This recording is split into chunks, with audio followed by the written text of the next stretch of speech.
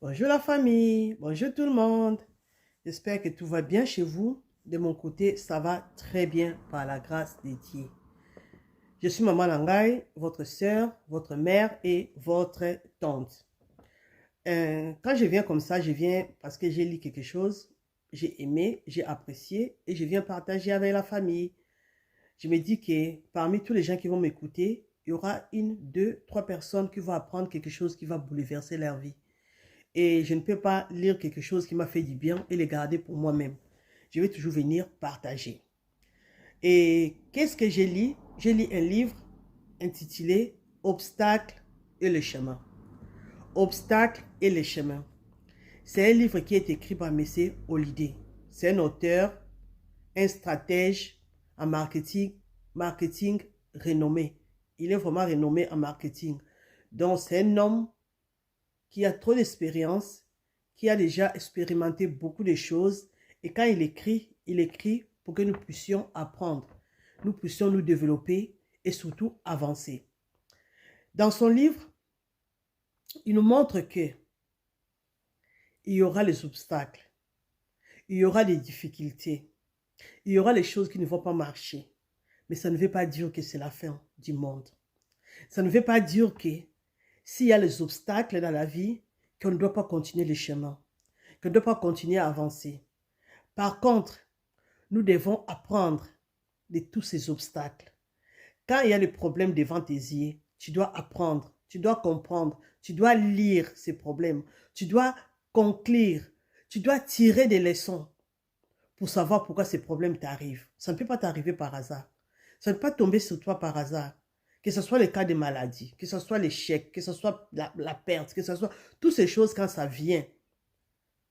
Tu vas paniquer de toute façon, c'est normal, c'est naturel. Mais à un moment donné, tu dois te saisir, te ressaisir. Tu dois t'asseoir et te poser la question, pourquoi? Il y a quelle leçon derrière? Moi, je dis toujours, Seigneur, qu'est-ce que tu veux m'enseigner? Ça, c'est ma question. Je dis, Seigneur, qu'est-ce que tu veux m'enseigner? Pourquoi cette maladie? Pourquoi ces maux de tête? Pourquoi ces difficultés? Papa, qu'est-ce que tu veux m'apprendre? C'est très important de te poser cette question. C'est un livre que tu dois lire absolument. J'ai trop aimé les livres. J'ai trop aimé les livres. Et l'auteur, dans son livre, nous encourage, nous les lecteurs, à adopter une mentalité stoïcienne. C'est quoi mentalité stoïcienne? Dans leur mentalité, qu'est-ce qu'ils font? Ils se concentrent sur les choses qu'ils peuvent contrôler. Ils se concentrent sur tout ce qu'ils peuvent contrôler. Et tout ce qui dépasse leur niveau, tout ce qui dépasse leur capacité, ils les laissent. Ils les laissent. Et toi, tu peux te dire que, ok, ça, je peux gérer, ça, je peux contrôler, je les contrôle, je les gère. Tout ce que je ne peux pas gérer et que je ne peux pas contrôler, je laisse ça à une force qui est suprême, à quelqu'un qui est plus fort que moi, c'est Dieu. Moi, je dis que c'est Dieu.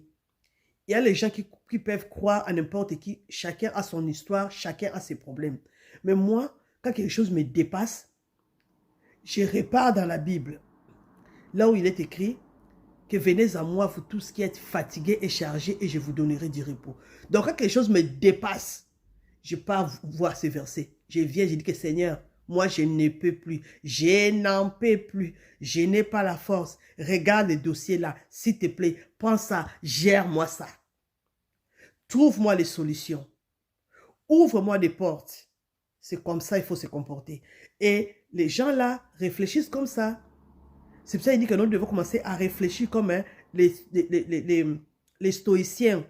Comment ils voient la vie. Ils se concentrent sur les choses qu'ils peuvent gérer. Tout ce qu'ils ne peuvent pas gérer, ils laissent. Ils laissent. Comme ça, une force suprême va venir intervenir et il y aura des solutions. Et dans son livre, M. Holliday a développé 3 points. 3 points. La première, c'est la perception.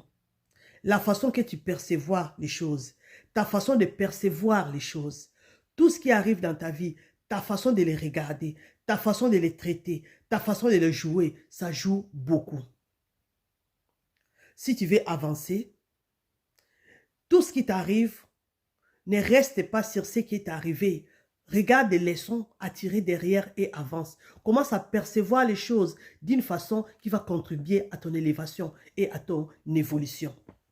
Ça, c'est le premier point que M. Holliday a traité dans son livre. La perception. Ta façon de percevoir les choses. Ta façon de regarder les choses. Ta façon de juger les choses. Très important. Et le deuxième point que M. Holliday a développé dans son livre, c'est l'action. Le concept de l'action et de la manière dont les obstacles que nous rencontrons dans la vie peuvent en réalité nous mener vers un plus grand succès. Excuse. Quand les problèmes arrivent, tu dois passer à l'action, tu dois agir. Tu dois agir. Peu importe les difficultés que tu traverses, tu dois agir. Et l'action que tu vas mener va t'amener au succès. Oui, mais M. Holliday explore comment les personnes qui ont réussi dans les différents domaines ont surmonté les difficultés, ont surmonté les obstacles en utilisant l'occasion d'agir pour atteindre les niveaux qu'ils ont besoin. Tu peux avoir un problème qui te dérange, mais cela ne veut pas dire que tu dois arrêter tout ce que tu devais faire, t'asseoir et ne plus réagir.